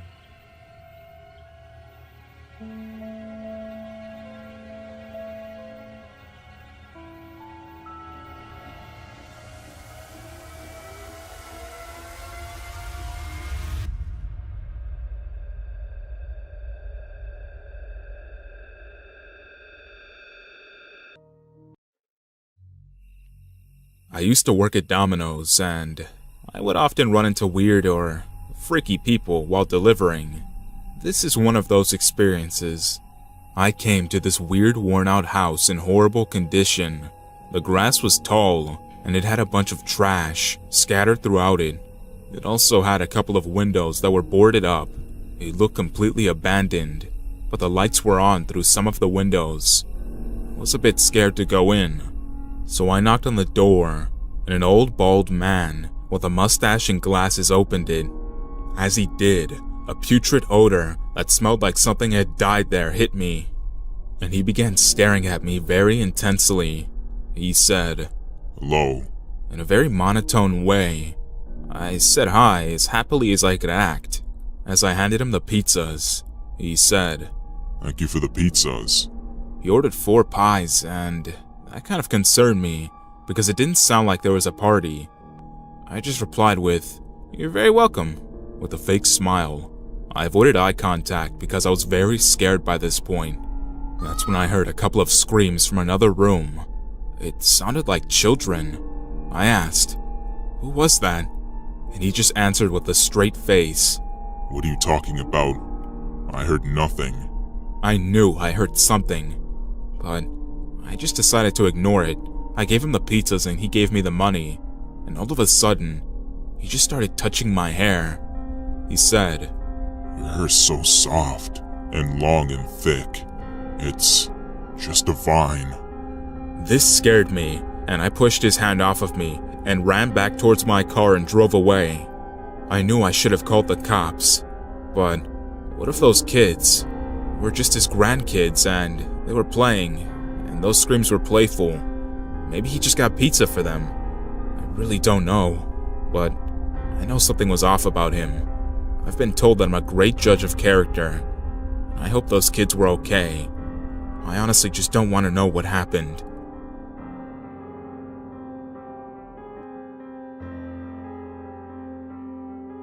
In my early days after graduating college, I didn't have a lot of money, so I had to rent an apartment with someone else who I'd never met before. He'd become my roommate, and his name was Randall. At first, he seemed easy enough to get along with. He didn't talk too much, but he had a heavy Spanish accent. The room I'd be getting was already furnished, and that was one of the appealing factors to this apartment. It had a twin-sized bed tucked in the corner, a nice-sized dresser, a closet, and a TV stand in another corner of the room. There were a bunch of stuffed animals sitting on the dresser though, which I found a bit odd. Most notably a big teddy bear facing the bed. When I asked Randall about the stuffed animals, he gave a really loud laugh and said his room had the same thing. He recommended I leave them be as to show respect to the landlord. I didn't really talk to Randall much that first day other than that. I spent most of my time unpacking my clothes and supplies and setting up my TV. When I was laying in the bed watching TV that night, I thought I heard something. It was a very brief noise, but it was definitely audible, and it sounded like some kind of small electronic component. I chalked it up to being a house noise and continued my show. The next day, Randall wasn't home all day. I didn't know if or where he worked, but I just assumed he was at work. That night, when I was in my room watching TV, I heard the front door open, and Randall walked through the hall to his room before shutting the door. A little later, I was getting changed into my pajamas when I heard the same sound from the night before. This time without the TV noise in the background, so I heard it much clearer. It was definitely some kind of electronic device, but I didn't know what or where. It still didn't seem like a big deal, so I got into my bed and started reading my current book at the time, then went to sleep.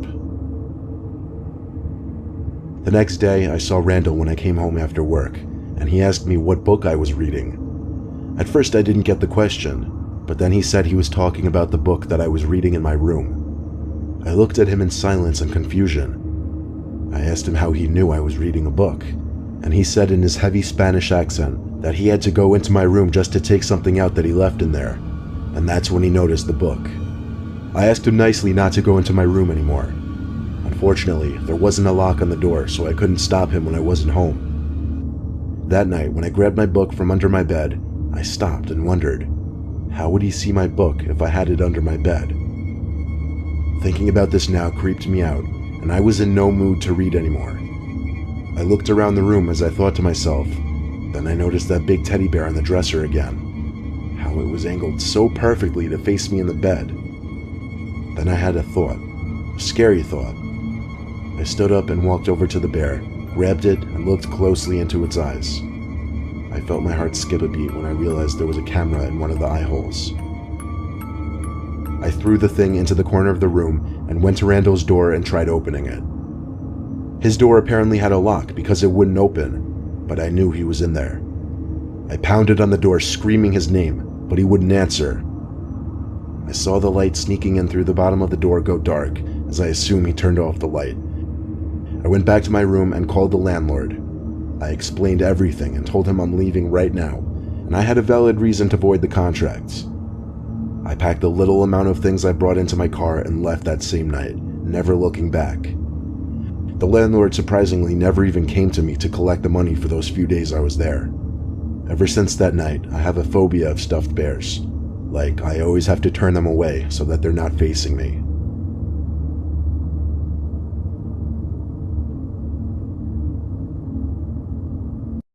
This was about 6 months ago in the summer, southern hemisphere here. I tend to order a fair bit of pizza since hunger is a thing, and pizza is pretty much my only option for delivery since I don't drive. Now, I'm the kind of girl who doesn't wear pants if I don't have to. Oh, the weather's about 25 degrees, no pants for me. I have one pair of shorts that I love to wear, but only around the house, so obviously I put those on as I'm expecting a pizza delivery and can't exactly open the door pantless. I open the door, accept the pizza, and begin eating my dinner by the television. Not too long into my meal, I get a message on my phone. I've deleted the messages, of course, but in the first message, the sender calls me by name, which is strange as I prefer my nickname, and asks if I'm home alone often with a winky face. Okay, way creepy. Who is this person? Between me asking who on earth they are and how they got my number, probably a mistake on my part, they begin to describe exactly what I was wearing, and I get a horrible sinking feeling. This person has my number, my name, and how I'm dressed. I realize that the only way they could know this is if they were the guy who delivered my pizza, as I had to use my name and number to order. And if that's the case, this person knows where I live too. I put the number into Google and checked the first few results. They're a local, and I've actually seen this person around on one of the buy, swap, sell pages on Facebook. Realizing they were in my town was the worst part, and they were literally in a good position to stalk, harass, or continue to be creepy as hell. I ended up drawing all the blinds, crawling into bed, and pretty much making myself into a blanket burrito, staying as still as I could for a few hours. I was genuinely scared out of my wits. Thankfully, I've yet to hear from this person again after threatening police action.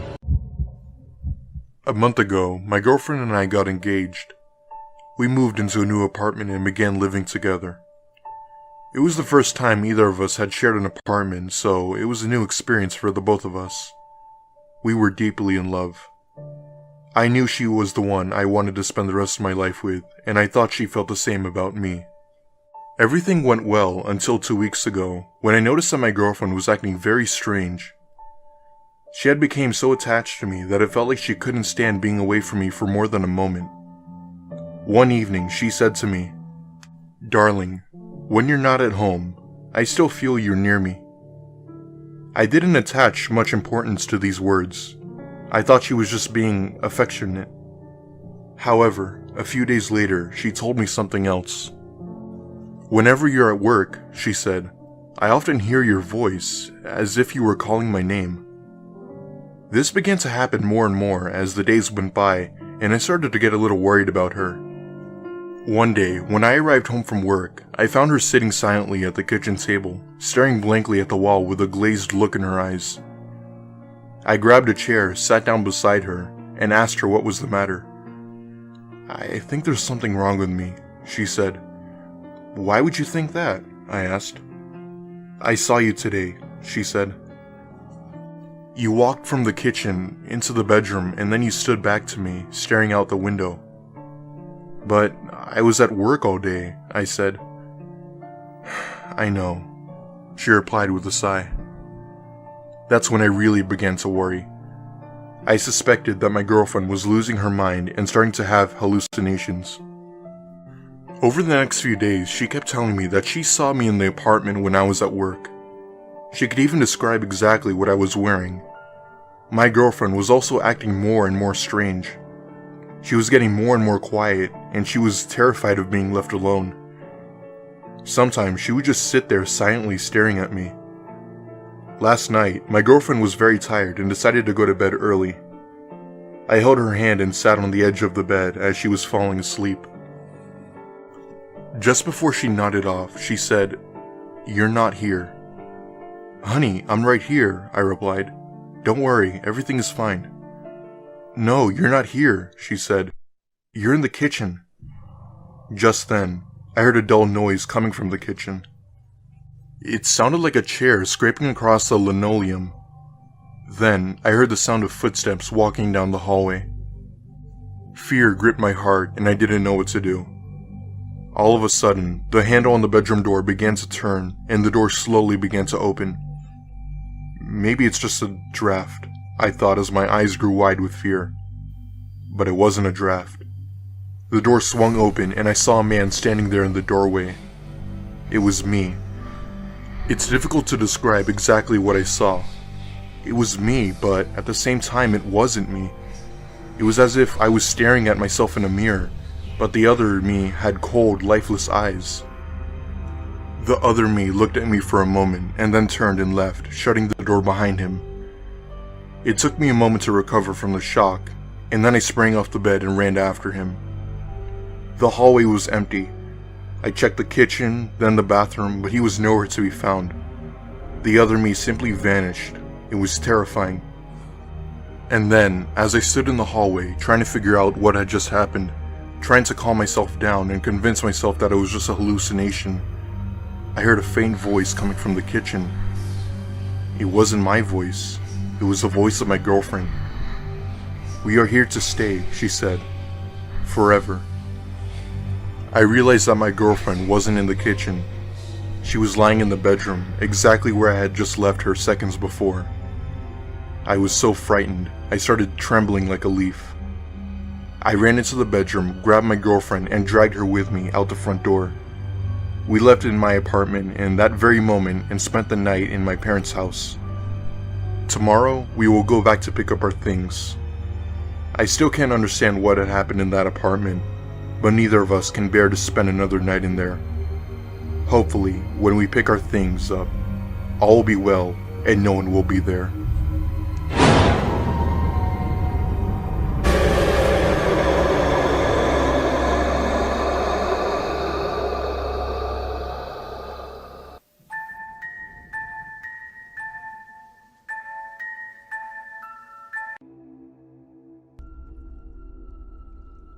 This happened quite a few years ago when I was in college. My friends and I were living on the ground floor of an apartment, and my room was in front of the building, and outside my window was the front garden. My boyfriend and I had literally just got done playing video games. I was tired, so I put my head on the pillow and glanced to my right, which is where the window was. There was a gap between the curtain and the window, and I was met with a pair of eyes watching me. We both had the instinct to look away and quickly look back. At this point, I shouted to my ex that there was someone watching us from outside. He jumped and opened the window and shouted things at that person. He could see the grass was disturbed, so someone had been there, and by the looks, had been more than once. From further inspection the next morning, we found out that he had jumped a small hedge and exited through my neighbor's garden. We never found out who that man was.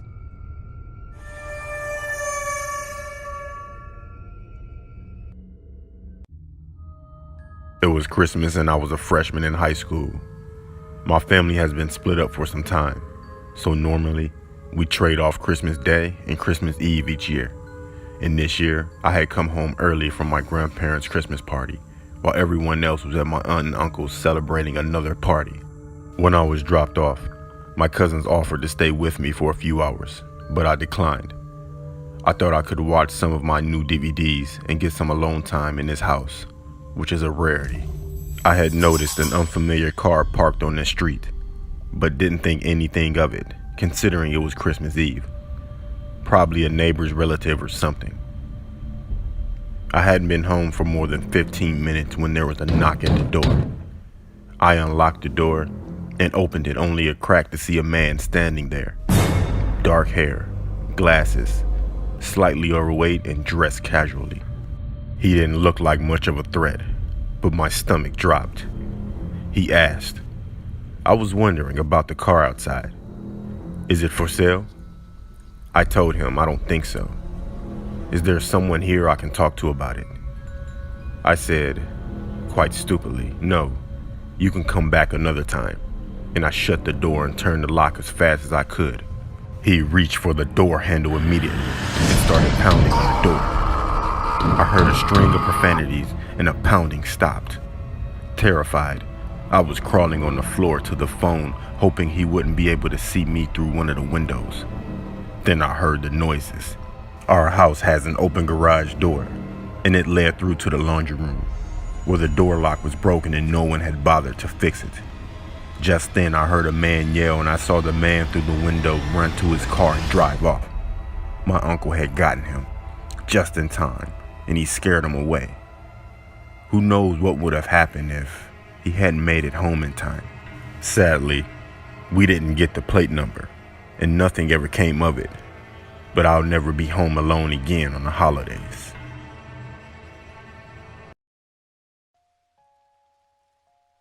I generally try to keep my cases private, but I'm willing to share just this one because it's so noteworthy. I was working a case for this woman a few years back. She was an absolutely gorgeous lady. Youthful, slender, dark eyes and hair. A real catch. Yet despite all of that, she thought that her husband was cheating on her behind her back. I asked her what aroused her suspicions. Had she found lipstick on one of his shirt collars? The smell of another woman's fragrance on his clothes? She said that she had no physical evidence. She just said that her husband had started acting a little off, coming home an hour or two later than usual, seeming a little colder and more distant. She figured he had taken a lover. Well, the wife had plans to stay at her parents' place that weekend, so what we decided to do was lay a trap to find out for sure. When her husband was at work, she let me into their house to place a few nanny cams and audio collecting devices around the joint. In my country, that's all above board and legal. Makes the job a lot easier than in some other places. Now let me tell you, their house was an absolute palace, and it turns out that the rich one in the relationship was her. Gorgeous and rich. I remember thinking that her husband must be an absolute moron if he was cheating on a broad like this. All the cameras were in place, and the woman leaves for her parents' place while I monitor the footage from my van outside. A couple of hours pass, and sure enough, in walks the woman's husband. This unremarkable sales type. A real suit. If a guy like this was cheating on a girl like that, he must be a real idiot. Another hour or two go by as I just watch this guy lazing around the house. Surveillance can be the worst. Sure enough though, someone eventually comes to the door. Busted, I think to myself. But it's not a woman. It's another man. Okay, now things were starting to make sense. But it's not what you think. This wasn't a lover's rendezvous. This was a business transaction. As I listen in to the conversation, it starts to become apparent what's going on. The guy at the door was a hitman. The suit wanted his wife dead, presumably so he could inherit her huge fortune. While his wife was away, this bozo was showing the would-be killer the layout of the house to make his job easier. That was their plan, to make it look like a home invasion gone wrong. The husband was going to conveniently be away from home on the night it happened. Had this woman not come to me when she did, she'd have had days, literally days, left to live. Needless to say, I contacted the police immediately. Of course, the two of them denied everything, but I had all the evidence needed to ensure they'd go down for conspiracy to commit murder. That's 2 life sentences right there, and 1 life saved. So there you have it. Those two arseholes are rotting in a cell somewhere. The woman got more for her money than she could have ever imagined. And when people ask what the most interesting case I ever worked was, I get to tell this story and feel like a bit of a hero. I was on an equestrian team throughout middle school with about 9 other girls. My coach's name was Deborah, and one of the most awesome things about Deborah was that she'd always take our teams on reward trips or events. Trips included outings such as movies, water park dates, or just barn sleepovers. This particular trip was a trail ride overnight. We were ecstatic as trail overnights were only a summer thing, and it was one of the first ones of the year. Basically, a trail overnight was a weekend that we would go on a 3-day-long trail ride. We'd pack a bag or two, meet up on Friday morning at the stable, load up our horses and bags into the 3 trailers, and be on our way. That was exactly how it happened this particular trip. Everything went exactly as it should have, and we set off to a trail near the Sleeping Bear Dunes as I live in rural Michigan. Things got odd a few hours into the trip. We had all left at about 7 in the morning, so that left us with plenty of daylight to do fun stuff after we got settled into the campsite. Deb had us all saddle up to go along the Lakeshore Trail.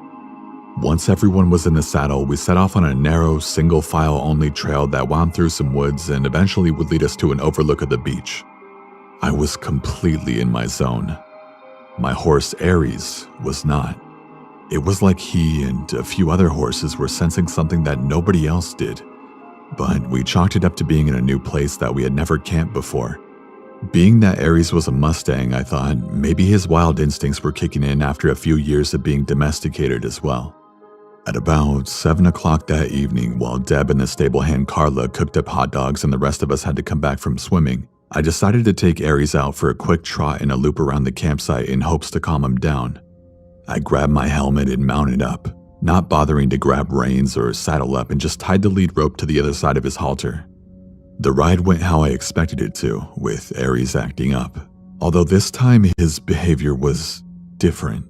He didn't just seem agitated, he seemed distressed, like something was really scaring him. I looked around and couldn't see a thing. No deer, no bears, no other horseback riders or mountain bikers or anything. I decided to go down a little trail that would wind back up at the campsite after about 5 minutes rather than just going in a loop.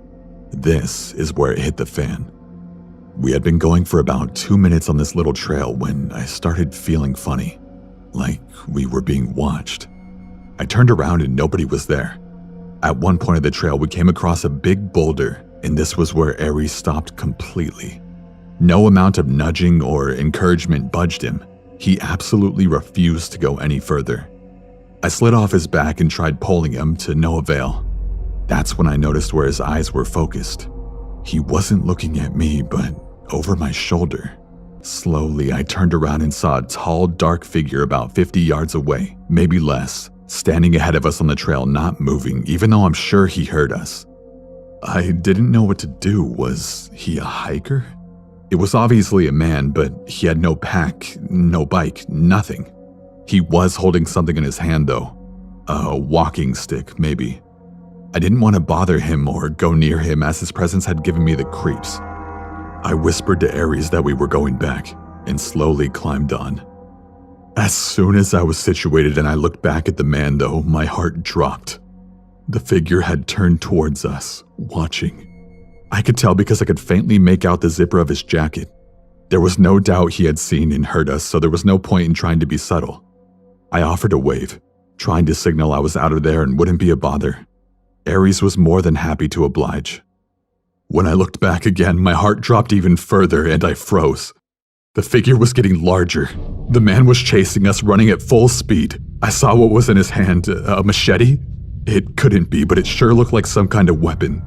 I said Aries' name loudly in fear, and he knew what I wanted. He kicked into overdrive as the man had caught up to about 10 yards away from us. Mustangs are fast, and Aries was no exception.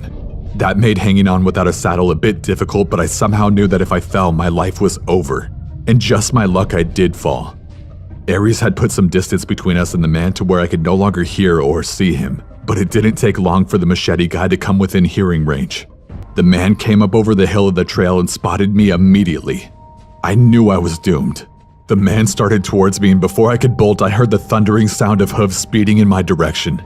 The man, although I couldn't see his face beneath the hood of his jacket, I could tell he was looking behind me. I turned too and had to dive out of the way. Aries was speeding towards the man in like a freight train. I couldn't believe what I saw. Before the guy could dive out of the way, Aries struck him with full force and trampled him, making the guy yell out in pain. He lay there limply, more than likely a bone or two was broken. Aries was big for a Mustang, and being hit and run over by any horse isn't going to leave you without injury. Aries disappeared over the hill for a second, then came back and ran the man over a second time. He stopped long enough for me to scramble onto his back and we sped to the campsite. I told Deb and the rest of the group that we needed to call the police and get the hell out of there. As soon as I told Deb, she had us pack our stuff up and get in the trailer and trucks while she called the police. They didn't take too long to arrive, as there were usually some scouting around the area we were in. I told them everything that had happened, and that the man may still be laying where we had left him because Aries had trampled him pretty badly. We didn't stick around long enough to find out, but we learned that the guy I had encountered had previously been arrested for assault with intent to kill. How he had gotten into the woods, I'll never have any clue. I do know that I owe my life to my horse, as I wouldn't be here to tell this story had I not been with him. People say horses are dumb animals, but I think Mustangs are different. I think if Aries had not been wild before, he wouldn't have been able to recognize the threat. Anyway, that's my story. If there are any fellow riders out there, or even just hikers or mountain bikers, whatever you might do on the trail, I recommend you don't go do it alone. One time I went to the bar with one of my friends. I had just turned 21, so I haven't been to many bars up to that point. My friend was drinking on the way to the bar, so he was already pretty drunk when we got there. When I sat at the bar, a cute girl came and talked to me and my friend. She said her name was Candace, and I noticed she had really bright red hair. I assumed she dyed it. I mean, it was pretty, but unnatural. Anyways, the girl was flirting with me and my friend. She could tell my friend was already very drunk. To be honest, I played along like I was drunk already too, since it seemed to be working for my friend. I didn't know if she was just trying to get free drinks, so I told her we didn't have much money. She then offered to buy us drinks. She kept buying us drinks, and I started to get confused as to who she liked between me and my friend. My friend went to the bathroom. Before he came back, he was kicked out by the bouncers. He was way too drunk. Candace and I went outside with him. She kept telling him to go home with her. He was so out of it he could barely answer her. I told her he was too drunk and that I couldn't let him go anywhere. I didn't want him to wake up hungover in some random house with no car and no idea what happened. Candace kept pushing it, saying that she would take good care of him, but I told her no because I had to stay with him. I was more sober than him and he was my responsibility. I told her the only way he was going anywhere was if I tagged along. I assumed she thought I was jealous or cock-blocking, but my friend could barely stand and lost interest in Candace already at that point. She immediately started flirting with me and offered to get my friend a taxi to drive home, and said we could go to her place alone. At this point I had a few drinks and I was already buzzed, so I agreed. We took my friend to the taxi and walked to her car. I slightly stumbled on the way to her car. Wow, you're pretty drunk, huh? She said, smiling as she held onto my arm. Yeah, I said. I don't know why, but I just felt slightly shy and anxious. Everything was just happening too easy for me, so I felt uneasy. We got in her car and we drove down the street. Want to stop at the liquor store and get somewhere to drink? I'll buy it, so don't worry about paying. She offered. I didn't want to drink any more than I already did. I mean, I was already buzzed and wanted to be able to carry myself throughout the rest of the night. Sometimes I made myself look stupid when I'm drunk, so I didn't want to ruin anything with Candace more than I already did earlier with telling her my friend was too drunk. I told her I was already drunk enough, but she insisted. I didn't want to seem lame, so I told her to get me a pint of liquor with some apple juice to chase it. She went into the store and came out with a lot more than just a pint. I assumed she wanted to drink more also, and that's why she got a fifth instead of a pint. On the car ride, we passed the bottle back and forth, but she took tiny sips. I tried to take tiny sips, but she kept passing me the bottle and telling me to drink. I somehow managed to drink all of my apple juice, and I pretended to drink the bottle by spitting the liquor into the apple juice bottle. I tossed the apple juice bottle full of liquor out the window before she even saw it.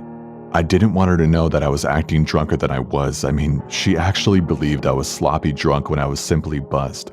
I took a couple more sips of liquor and then finished the bottle. Throughout the car ride, I called her the wrong name a couple of times to get a reaction out of her. She didn't react to it. She just kept letting me call her Carla without correcting me. For some reason, I thought maybe she lied to me about her name initially. We drove up to her house, and I pretended to trip and stumble into her front door. She helped me walk inside by holding me up. She opened her front door, which was unlocked, and we walked into her house. She closed her front door and then she locked it. I thought that was strange, but assumed she didn't want anyone walking in on us. I told her that I had to use the bathroom. I walked into her bathroom, locked the door, and looked in the mirror. I just felt strange. I felt like something was off. I felt myself becoming more drunk from finishing the bottle earlier. I turned on the sink to make noise and made myself puke up the liquor I drank. I flushed, went to the sink, and started drinking the tap water out of my hands to sober up. I just didn't want to be drunk, but I still wanted to hook up with Candace, so I pretended to be drunk. I turned off the sink and I could hear her talking to someone. He's drunk as hell. He can barely stand up. You do it. Who was she talking to, and do what? I walked out of the bathroom and into the living room. The moment I stepped into the living room, I saw her walking into another room. All I could see was the back of her head, that strange, very bright red hair go into another room. I didn't see her face or anything. I just saw her kind of walk fast into the room. The living room was pretty dark. "Hey, where are you going?" I slurred like I was drunk. She walked back into the dark living room and up to me. Let's go in my room, she said. I looked at her bright red hair and then into her eyes. They were different. Her whole face was different. It was another girl with the same hair, and that's when I realized it was another girl with the same wig on. It was a wig the whole time. She changed it with the girl from earlier for whatever reason. My heart felt like it stopped, but I tried to look like I had no idea it was a different girl. I kind of smiled at her and told her I needed to use the bathroom one more time and told her sorry I was so drunk. She said, "It's fine, just hurry up in there." I went into the bathroom and locked the door. I heard her whisper something to someone again. This time I think I heard a male voice whisper back. I honestly didn't concentrate on listening to exactly what she said, but something sketchy was going on, and I had to get out of that house. I opened the bathroom window and jumped straight out of it, and ran faster than I ever have in my entire life. I didn't look behind myself or anything. I just ran straight through the backyard, jumped the fence, ran through someone else's backyard, hit a road, and ran towards the main road. I kept running down the main road until I saw a Star CVS. I ran into the CVS and stood straight at the front of the store in front of the camera. I called a taxi and went home. I try to think of what happened that night. What was she or they planning that night? Why did she tell me a fake name? Why was she trying to get my friend and I so drunk? I thought maybe a robbery, but she kept spending money on us. She kept buying us drinks and even paid for my friend's taxi cab. And mostly, why did she wear a wig that she gave to another girl to wear? Who was she talking to? What did it mean? And what was in that room they tried to lure me into? The next day after this incident, I went back to the house with a couple of friends to see just what was going on. Nobody was there. No cars, no people, nothing. Just an empty house. I ended up finding out that the house was a summer rental, and whoever those people were, they broke into that house and used it for only that night and never came back. Anyways, that's my story.